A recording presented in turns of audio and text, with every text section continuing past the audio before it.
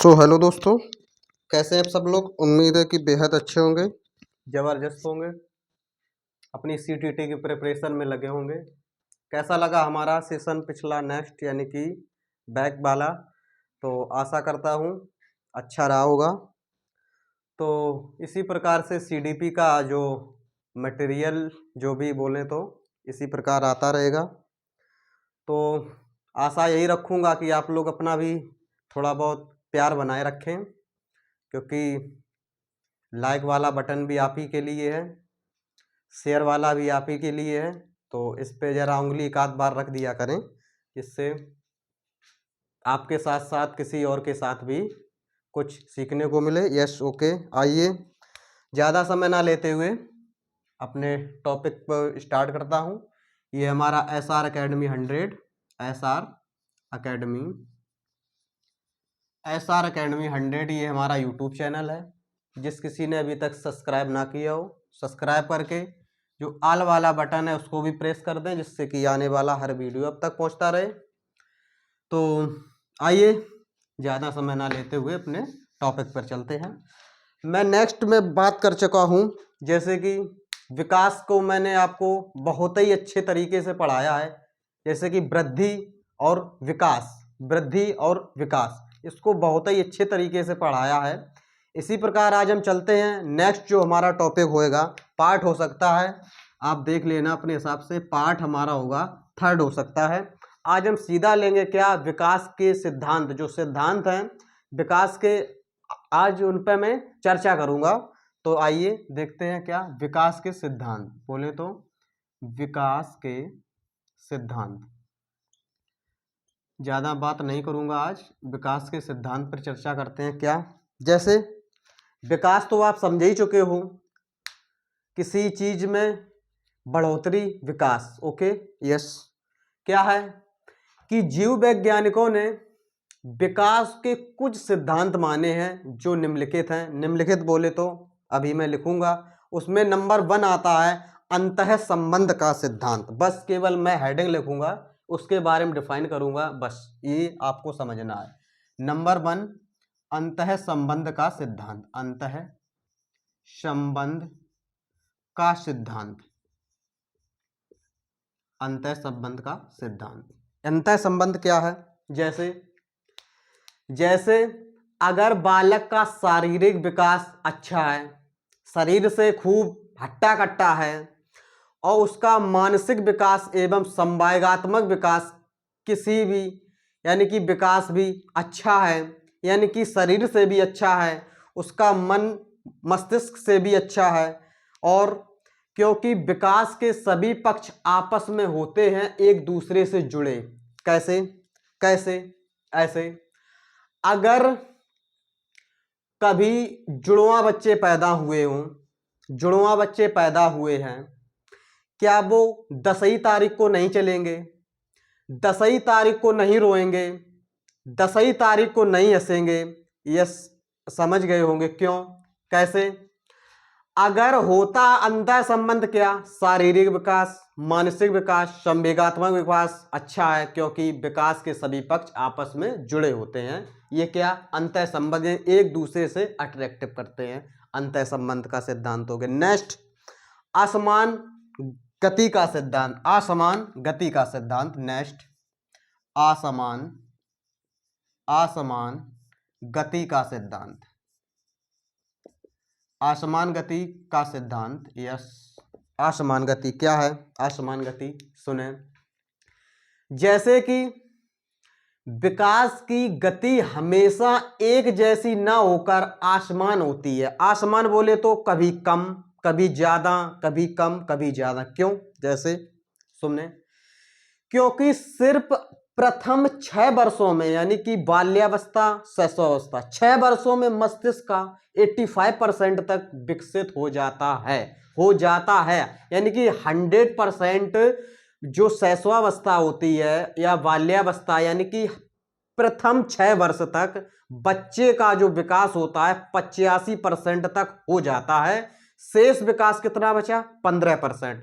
15% धीरे धीरे किशोरावस्था में हुआ, धीरे धीरे आगे जब अगर बालक मन मस्तिष्क को प्रयोग करेगा तो जो 15% विकास है वो भी हो जाता। क्यों? जैसे जैसे क्या है, विकास की गति जैसे शैशवावस्था में तेज, बाल्यावस्था में थोड़ी धीमी, किशोरावस्था में तेज, प्रौढ़ावस्था में जिस प्रकार सीखेगा मनुष्य उसी प्रकार होगी क्या? विकास की तीव्रता। तीव्रता बोले तो स्पीड, तेजी।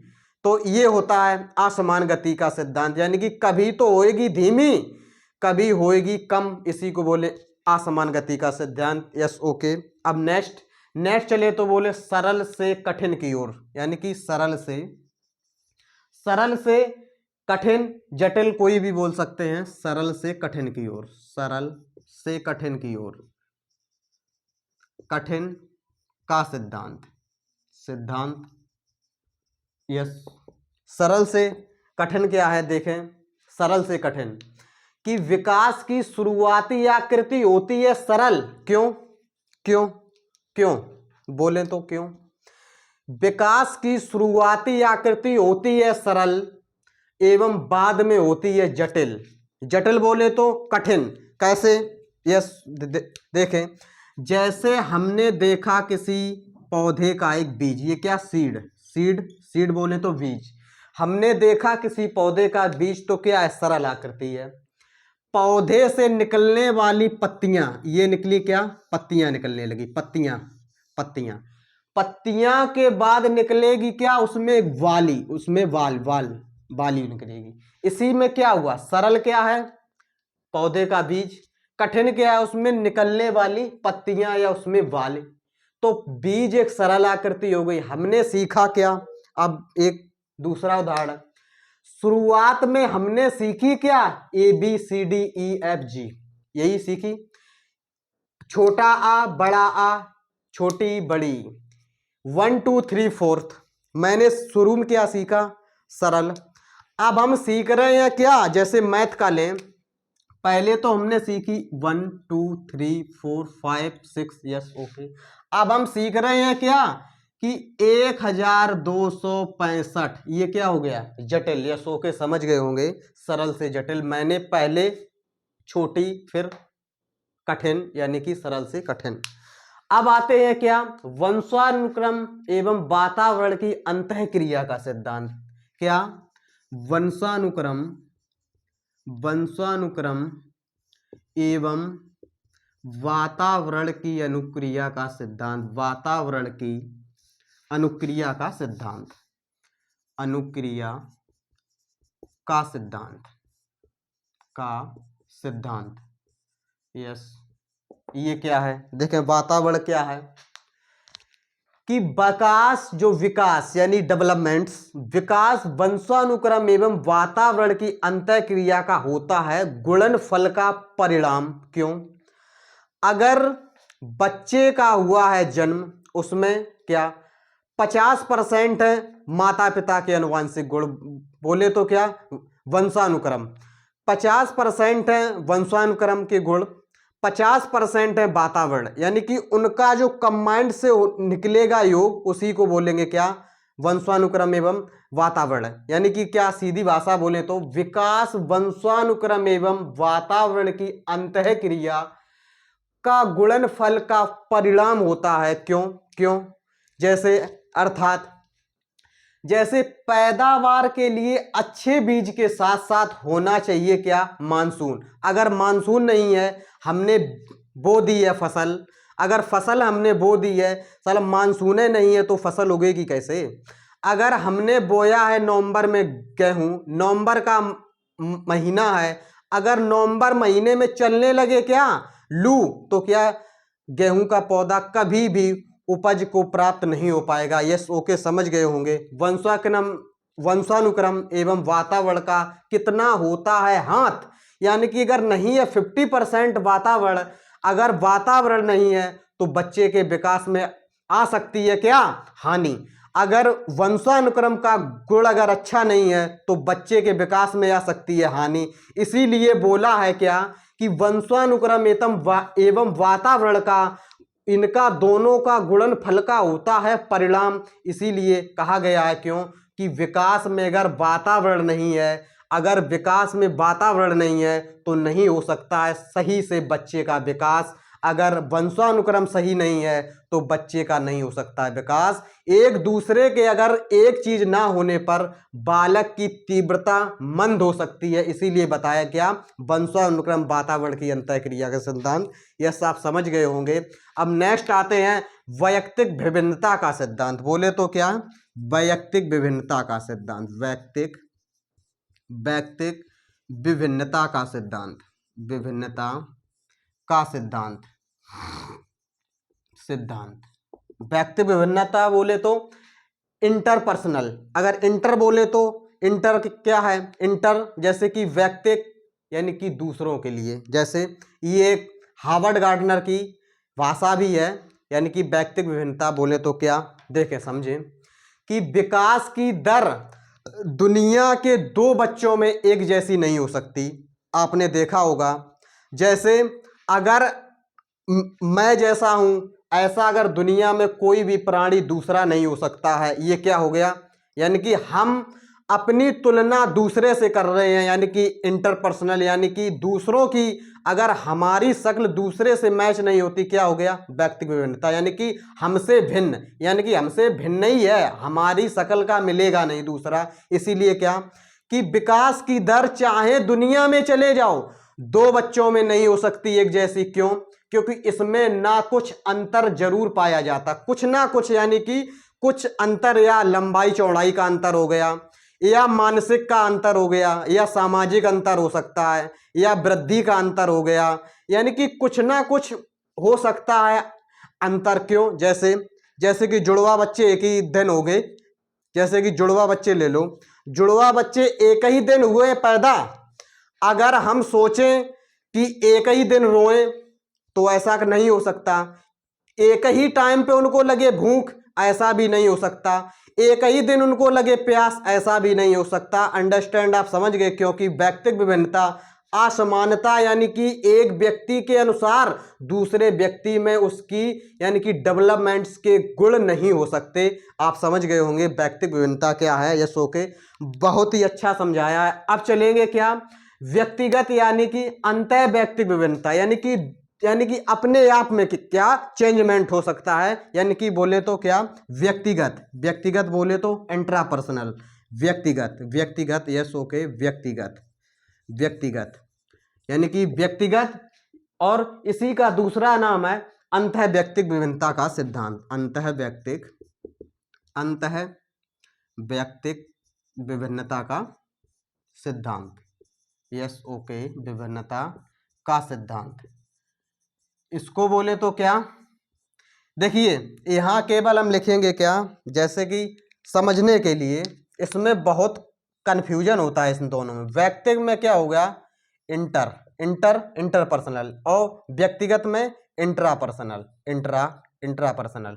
अगर रा में लग गया आ तो आ मतलब अब, यानी कि मैं, और अगर इंटर बोले तो किसी दूसरे की मानी की तुलना की जाती है, बोले तो व्यक्तिगत अंतःपर्सन। क्या देखें समझें कि एक ही व्यक्ति के विकास के अलग अलग क्षेत्रों की दर एक समान नहीं हो सकती, यानी कि क्यों, कैसे, इसमें भी अंतर पाया जाता है। जैसे शैशवावस्था में शारीरिक विकास सबसे तेज होता है जबकि नैतिक विकास नहीं। क्यों, अब बालक है 2 साल का, 2 साल बोले तो शैशवावस्था की एज पर है, अगर उसमें मानसिक विकास होने लगे तो बालक बोलेगा तो क्या, कि बालक वैसे है क्या, स्वयं का जिज्ञासु, यानी कि स्वयं सीखने की प्रवृत्ति रखता है।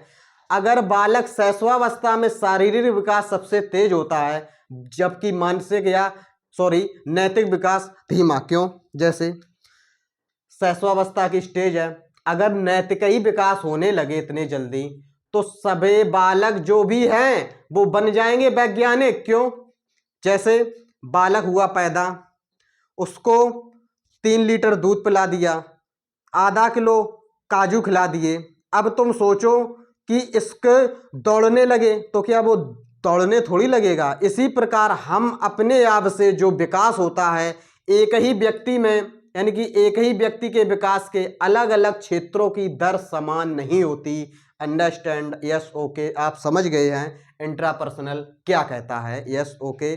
जबकि कैसे, अगर बच्चे को डंडा पकड़ने से क्या, अगर बच्चा जैसे है, बच्चे को हमने पकड़ा दिया डंडा तो पापा को 10-12 डंडे पीट दिए, क्यों, नैतिकता उसमें है ही नहीं। अगर शैशवावस्था का बालक है, अगर उसको हाथ में आ गया डंडा पकड़ना, अगर डंडा वो ठीक है लिए भी है, अब उसको थोड़ी ना नैतिकता है कि पापा को मारना नहीं है, वो पापा को चपका देगा 10-5 डंडे, मम्मी मिली मम्मी को ठीक है 10-5 चपका दिए, क्यों, नैतिकता नहीं होती है, केवल होएगा क्या, शारीरिक विकास। यस ओके, समझ गए हैं। अब नेक्स्ट पॉइंट चलेंगे, निरंतरता का विकास। नेक्स्ट नंबर 7, क्या, निरंतरता का विकास। निरंतरता का विकास कैसे, इसका देखें, निरंतरता का विकास क्या कहता है, जैसे अलग अलग क्षेत्रों में विकास आजीवन चलता है। जैसे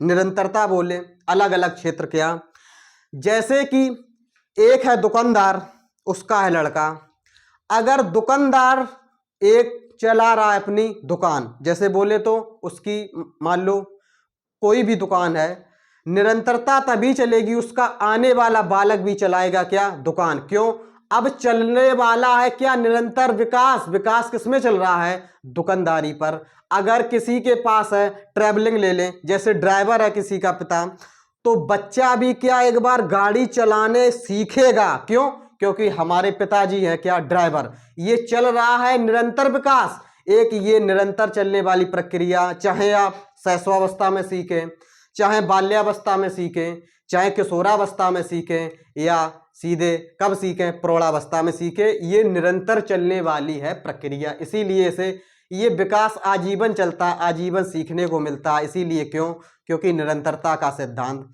अब बोले तो क्या, अब बोले सीधे चलते हैं, यानी कि शीर्षगामी। शीर्षगामी बोले तो सिफेलोकोडल। सिफेलोकोडल यानी कि इनके 2-3 नाम और हैं शीर्षगामी, सिर पादोन्मुखी, मस्तकोद्मुखी, यानी कि सीधा लिखें शीर्षगामी से सीधा सिफेलोकोडल, अगर नाम याद रखें तो शीर्षगामी, शीर्षगामी, शीर्षगामी, शीर्षगामी यानी कि सिफेलोकोडल। सिफेलोकोडल, सिफेलोकोडल से अगर सिफेलोकोडल नाम याद ना रखा तो शीर्षगामी आप ही समझो भ्रमित हो जाएंगे, क्यों, कैसे, यह सिद्धांत विकास की दिशा को दर्शाता है, क्यों, जैसे कैसे, कि जिसका अर्थ है कि विकास की दिशा होती है सिर से पैर, सिर से पैर। अगर जैसे क्यों, एक बात सुने, इसमें बोला है विकास होता है सिर से लेकर पैर। अगर कोई चीज की, जैसे कोई चीज को उखाड़ना है, हमें कोई चीज को उखाड़ना है, जैसे कोई खंभा गड़ा हुआ है उसको उखाड़ना है, तो बोलेंगे हमने एड़ी से चोटी तक का जोर लगा दिया, हमने खंबे का बाल बांका नहीं करा, क्यों, जैसे यही तो उसमें उल्टा है, यानी कि सिर से नख की ओर, यानी कि सिर से नाखूना की ओर, यानी अंगूठे की ओर, ये उल्टा विकास है। इसीलिए इसको, यानी कि इसमें डिफरेंट हो जाता है, इसीलिए समझने में फेर हो जाता है। यानी कि शीर्ष, यानी कि शीर्ष से सीधा बोले तो सिर से पैर की ओर होने वाला विकास को यानी कि सेफेलोकोडल्स बोलेंगे, या सो के समझ गए होंगे। अब चलेंगे अधोमुखी। अधोमुखी, अधोमुखी बोले तो अधोमुखी विकास क्या होता है, अधोमुखी देखें, अधोमुखी, अधोमुखी विकास होता है प्रॉक्सिमल डिस्टल यानी प्रिंसिपल्स। क्या है कि यह सिद्धांत भी विकास की दिशा का ही सिद्धांत है, जैसे शीर्षगामी भी है विकास का सिद्धांत, अधोगामी भी है विकास का सिद्धांत। कैसे कि विकास की दिशा के शरीर के मध्य भाग से होकर नजदीकी अंगों से गुजरता है, क्यों, जैसे कि हमारा सीना मान लो, सीना क्या है, केंद्र, केंद्र माने तो यानी कि सीना हमारा है केंद्र, यानी कि केंद्र माने तो मध्य भाग। अगर हमारी सीना केंद्र माना तो होगा हाथों की, पहले होगा भुजाओं का विकास, फिर होगा हाथों की उंगलियों का विकास। ये सो के समझ गए। अगर हमने केंद्र माना है नाभि को केंद्र माने तो पहले होगा हमारी जांघों का विकास, फिर होगा हमारे पैरों की उंगलियों का विकास। ये सो के समझ गए। जैसे समझे, जैसे मानव शिशु की छाती को अगर केंद्र माना है तो विकास होने के बाद नजदीकी अंगों के रूप में पहले भुजाओं का विकास यस ओके होगा, फिर अंत में दूर के अंगों का विकास, यही मैंने आपको बताया। इसी प्रकार हम बोलेंगे क्या, अधोमुखी विकास का सिद्धांत, यस ओके समझ गए होंगे। अब चलते हैं नेक्स्ट, क्या है, समान प्रतिमान का सिद्धांत। नेक्स्ट 10 नंबर, समान प्रतिमान का सिद्धांत, समान प्रतिमान का सिद्धांत, प्रतिमान का सिद्धांत, समान प्रतिमान का सिद्धांत। इसके भी कई नाम है, जैसे समान प्रतिमान का सिद्धांत, प्रतिदर्श का सिद्धांत, यानी कि प्रतिदर्श, प्रतिदर्श, प्रतिदर्श बोले एक और नाम है इसका, नमूना, नमूना बोले तो एक नाम और हो जाता है। अगर नमूना लेना है तो क्या, मॉडल का सिद्धांत, मॉडल, मॉडल का सिद्धांत, मॉडल का सिद्धांत, यस ओके, मॉडल का सिद्धांत। ये क्या सिद्धांत कहता है, देखिए आइए, कि विकास का प्रतिमान या नमूना दुनिया के सभी बच्चों में एक, अर्थात सभी बच्चों में पहले निकलेंगे दूध के दांत, बाद में आएंगे स्थायी दांत। कैसे, अगर बच्चा पैदा हुआ इंग्लैंड में, बच्चा पैदा हुआ इंग्लैंड में, अगर इंग्लैंड वाले से पूछो भाई आपके यहाँ दूध के दांत कब निकलते हैं, इंग्लैंड वाला, नहीं जी हमारे यहाँ दूध के दांत आते वृद्धावस्था में, जब बालक हो जाता 50 साल के बाद, तब आते हैं दूध के दांत। अगर पाकिस्तान वाले से पूछा भाई आपके यहाँ दूध के दांत कब आते हैं, नहीं जी हमारे यहाँ तो यानी कि पेटई से दूध के दांत आ जाते हैं। ऐसा नहीं है, ऐसा नहीं है। क्यों, क्योंकि इसमें होती है क्या, समानता। बालक चाहे इंग्लैंड में पैदा हो, चाहे पाकिस्तान में पैदा हो, चाहे हो अमेरिका में, पैदा होने के बाद ही निकलेंगे दूध के दांत, और दूध के दांत के बाद ही आएंगे स्थायी दांत। ये सो के समझ गए होंगे समान प्रतिमान का सिद्धांत, यानी कि आइडेंटिशियल पैटर्न, यानी कि ये पैटर्न एक निश्चित है, ये निश्चित है, क्योंकि दूध के दांत के बाद स्थायी दांत आएंगे।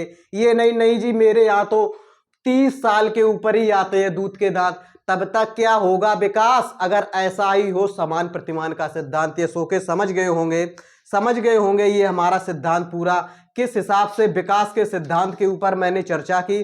अब हम आते हैं अविलोमीयता का सिद्धांत, नेक्स्ट ओके, नेक्स्ट आगे क्या, अविलोमीयता का सिद्धांत, लास्ट सिद्धांत अविलोमीयता का सिद्धांत।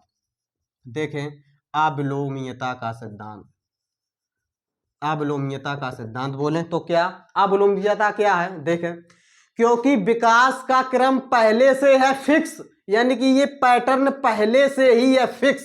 क्यों, इसलिए विकास का क्रम नहीं हो सकता है विपरीत। यानी कैसे, कोई भी बाल्यावस्था के वापस शैशवावस्था नहीं जा सकता। क्यों, क्यों क्यों नहीं जा सकता, देखें, अगर हमारी एज हो गई है 30, अगर हम बोले नहीं जी हमारी एज हो जाए 15, ऐसा संभव नहीं है, ऐसा संभव नहीं है। क्यों, हम आ चुके हैं अगर किशोरावस्था में, अगर हम सोचे कि नहीं जी हम अभी पैदा हुए हैं, ऐसा नहीं हो सकता। इसीलिए क्या कहा गया कि विकास का क्रम होता फिक्स, फिक्स बोले तो यानी कि पैटर्न एक होता है निश्चित, यानी कि दूध के दांत के बाद आ जाएंगे स्थायी दांत, ये आपका पैटर्न फिक्स है। ठीक, बच्चा पहले भूख, प्यास, नींद, करवट, ये सो के आप समझ गए होंगे कि अविलोम्यता यही कहती है। अगर बालक को, जैसे एक और उदाहरण दें, छोटा बच्चा है, छोटा बच्चा है, हम वो स्कूल का रास्ता नहीं जानता है, हम उसको हाथ पकड़वा कर स्कूल ले गए। स्कूल पहुंचने के बाद हमने बच्चे से कहा बेटा तुम वापस आ जाओगे घर, बच्चा नहीं पापा मैं भूल जाऊं। क्यों, क्योंकि वो पैटर्न था फिक्स जिस पे आप ले गए, बालक को नहीं आ रहा है पैटर्न। क्योंकि अगर हम बाल्यावस्था में हैं तो शैशवावस्था के लिए अगर चाहे तो नहीं आ सकते, इसीलिए बालक भी स्कूल से घर आने में असमर्थ रहेगा। या सो के इसीलिए कहेंगे क्या, अविलोम्यता का सिद्धांत। नेक्स्ट एक और लेंगे क्या, एकीकरण का सिद्धांत, एकीकरण, या सो के एकीकरण, एकीकरण का सिद्धांत। ये सिद्धांत बहुत मोस्ट इंपॉर्टेंट है, बहुत। अगर क्वेश्चन पूछा यही जा सकता उदाहरण कि बच्चे के पिताजी बच्चे को स्कूल ले जाकर वहां पर पास कर देते हैं, इसके बाद बालक पिताजी से कहता है कि पापा मैं घर वापस नहीं आऊंगा। ये सिद्धांत किसको किसको दर्शाता है, बस यूं, ये आएगा क्वेश्चन। आइए नेक्स्ट क्या, एकीकरण का सिद्धांत। एकीकरण बोले कि शुरुआत में मानव शिशु किसी कार्य को तो करने के लिए संपूर्ण शरीर का प्रयोग करता है। जैसे शैशवावस्था का बालक है, आप उसे छोटी चीज पकड़ाओ या कोई खिलौना पकड़ाओ, बड़ी चीज हो, वो क्या करेगा, पूरा हाथ पैर सब यूं मतलब उस चीज को पकड़ने के लिए यानी कि प्रयोग करेगा। जैसे क्यों कि लेकिन बाद में उसी कार्य को किसी एक अंग की सहायता से ही पकड़ लेता है। इसे संपूर्ण यानी कि संपूर्ण से बारीकी की ओर का सिद्धांत की कहते हैं। कैसे, जैसे शैशवावस्था का बालक शुरुआत में गिलास पकड़ने के लिए दोनों हाथों की करता था क्या, प्रयोग। यानी कि कैसे, शैशवावस्था में बालक है 2 साल का, ये तो है नहीं कि एक ही उंगली से गिलास पकड़ ले, वो दोनों हाथों का प्रयोग करेगा पहले गिलास को पकड़ने के लिए, और बाद में फिर हाथ की कुछ ही उंगलियों से गिलास पकड़ लेगा। यही क्या है, एकीकरण का सिद्धांत। यस करें, हाँ समझ गए हैं, समझ गए हैं, यस समझ गए हैं। अब एक लास्ट पॉइंट मोस्ट इंपॉर्टेंट है, विकास में विचलन। यस ओके, विकास में विचलन, विकास में विचलन, विकास में विचलन बहुत मोस्ट इंपॉर्टेंट पॉइंट है। क्यों, क्योंकि जैसे कि विकास में विचलन से हमारा अर्थ क्या है, क्या है, जैसे विकास का सामान्य से अपनी औसत गति से कम या अधिक होना, यानी कि जो हमारे विकास की एक नेचुरल स्टेज है, यानी कि जो हमारी वातावरण स्टेज है उससे अधिक होना, यही क्या है, विकास का विचलन। यानी कि क्या, कैसे, विकास की सामान्य गति से अधिक तेज होना धनात्मक विचलन है, तथा कम होना ऋणात्मक विचलन है या निगेटिव कहा जाता है। जैसे कैसे, आइए देखते हैं। जैसे माता द्वारा गर्भावस्था के दौरान अगर मादक पदार्थों का किया है सेवन, जैसे शराब, बीड़ी बोले तो पान मसाला, ये मादक पदार्थों का किया है सेवन, तो गंभीर बीमारी के कारण विकास की गति हो गई अवरुद्ध। कैसे अवरुद्ध, बोले रुक गई, यानी कि कुछ उसमें डिसीज आ गई हैं जो कि बच्चे के आंतरिक गुणों में परिवर्तन हो गई हैं, उसी को क्या बोलेंगे, विचलन। कैसे, और देखते हैं क्या, जैसे बीमारी के कारण हो गया विकास की गति धीमी, यानी कि उसी को बोलेंगे ऋणात्मक।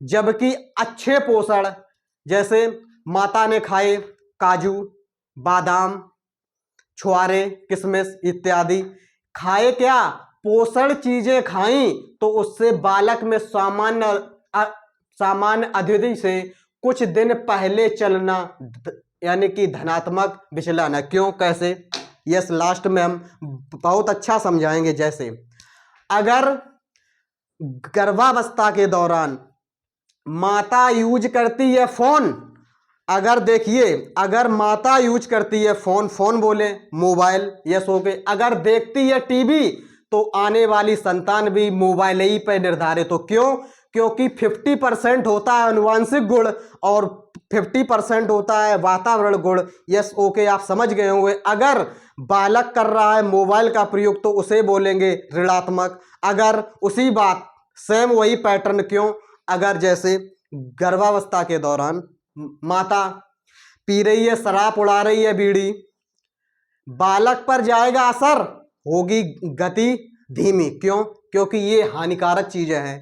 अब दूसरी माता क्या कर रही है, काजू, बादाम, किशमिश इत्यादि खा रही है, पोषण चीजें, तो बालक की सामान्य अवधि से जो सामान्य अवधि है उससे कहीं तेज होगी, क्या, उसी को बोलेंगे धनात्मक विचलन। Yes okay, next point, next topic जो होएगा, अब की बार तो टॉपिक चलेगा, आएंगे लेकर, बहुत अच्छा शायद हो सकता है सीडीपी में, सीटीटी के लिए बहुत इंपॉर्टेंट समझाया हो, आप लोगों को समझ आया हो। तो हम आशा रखते हैं ऐसा ही आप भी प्यार व्यवहार बनाए रखें, जिससे कि लाइक शेयर वाला बटन भी आपके ही लिए बना हुआ है, उस पर भी लाइक शेयर कर दें। और जिन्होंने अभी तक हमारा SR Academy 100 चैनल सब्सक्राइब नहीं किया है वो सब्सक्राइब भी करें। इसी प्रकार सीडीपी सीटीटी आराम से निकलेगा, मैं ये वादा करता हूँ। अगर ये पॉइंट आपको समझ में आए हो तो एक लाइक ज़रूर करना। यस ओके, मिलते हैं नेक्स्ट वीडियो में, जब तक के लिए जय हिंद जय भारत। Yes okay.